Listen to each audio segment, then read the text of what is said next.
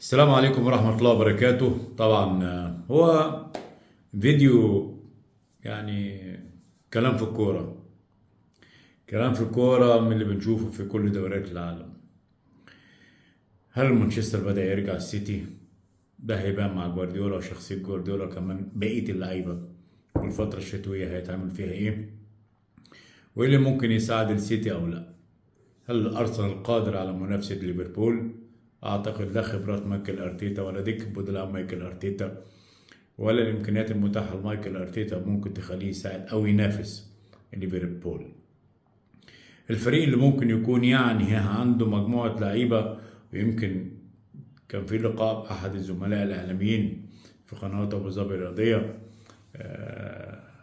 زميل حامد الحرسي، كان قاعد مرة مع رئيس نادي تشيلسي وكلموا على موضوع الخمسة أو 44 لاعب. قال له في الفترات الجاية هيتم إيقاف القيد بالنسبة لهم، وبالتالي عنده مجموعة لعيبة فمش محتاج قيد تاني. وده وجهة نظري تفكير سليم طالما عنده الأمور المالية، واللي لا. بس هل تشيلسي قادر على منافسة ليفربول؟ أنا وجهة نظري كان، ولكن في التوقيت الحالي فكرة تراجع مستوى، تراجع نتائج الأداء مش طبيعي بالنسبة لتشيلسي. وبالتالي الفريق اللي كان ممكن ينافس فريق ليفربول وارني سلوت، وكمان المستوى الكبير جدا اللي فيه محمد صلاح، فقط لا غير كان مانشستر سيتي. الدوري الانجليزي مش بعيد، الدنيا بتروح وبتيجي، ولكن طبعا المستوى الثابت اللي فيه ليفربول والشكل العمل الفني اللي معمول من ارني سلوت لكل اللعيبه. نتكلم على خط دفاع الى حد ما احسن من السنين اللي فاتت. هجوميا فريق ممتاز جدا. دكة بدلاء عندها خبرات كبيرة جدا بالنسبة للكرة الإنجليزية، اللي ما كانش عنده خبرات هو أرني سلوت، ولكن اللعيبة ساعدوه، عشان كده في الوقت الحالي واقف على رجله بشكل ممتاز جدا. أموريم توقعت إنه ممكن يعمل تغيير في فريق مانشستر يونايتد، ولكن لسه الموضوع بدري جدا. محتاج عناصر تتناسب مع شخصية أموريم. محتاج لعيبة تشتغل على الشكل الفني اللي بيلعب بيه أموريم. محتاج بعض اللعيبة اللي مقصرين على أوضة اللبس يرحلوا من مانشستر يونايتد، علشان نشوف اليونايتد يرجع مرة تانية يكون أحد الأندية اللي بتنافس على بطولة الدوري. فعلا وحشنا، لأن المانشستر كان مع السير أليكس فيرجسون، وده الفرق على فكرة. الفرق بين مدير فني هو السبورت دايركتور وهو التكنيكال دايركتور، هو اللي بيتصرف وبيتحكم في كل شيء. حتى في وقت من الاوقات كان معترف ان جزء من الصفقات اللي بتعمل لمانشستر او اي نادي يكون فيه واحد بعقليه السير بياخد نسبه عليها، وده معروف او معترف عليه داخل بنود العقد. طبعا انه يرجع السير، او تاثرنا كتير بغياب السير. حتى فكره المنافسه، فكره كمان ان المانشستر يونايتد تنتظر مباراته، دي مش موجوده. انما انا عندي ثقه في اموريم انه هيرجع تاني ويعمل نتائج ممتازه جدا جدا، بس من الموسم القادم. الفتره الشتويه مش هتشوف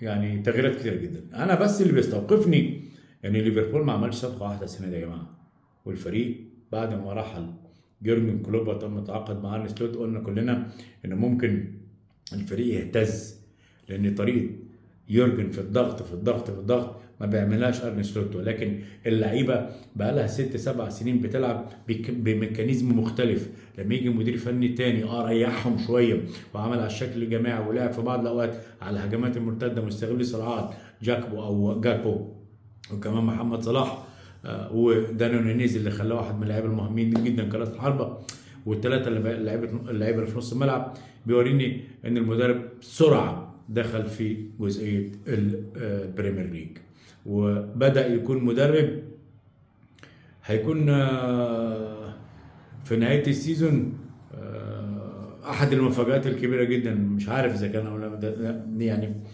هل هو اول مدير فني لو حقق لقب دوري ابطال اوروبا وكمان الدوري الانجليزي، انه يكون اول مره مدير فني يجي من الخارج يخش على تركيبة ليفربول أو أي نادي إنجليزي ويحقق دوري الأبطال وكمان الدوري الإنجليزي أو البريمير ليج، ده اللي هيبان. حتى كمان بقية البطولات هو أحد المرشحين الكبار جدا. كمان في نقطة هنا بتاعت نوتنغهام فورست بتاعت نونو سانتو. نونو سانتو مشي من السعودية وتم الاستغناء عنه، مع إن هو جاي الاتحاد وكسب بطولة دوري مع الاتحاد في ظل بطولة كانت قوية جدا جدا، كان فيها الهلال والنصر كانوا واقفين على رجلهم بشكل كويس، حتى كمان نادي الشباب السعودي.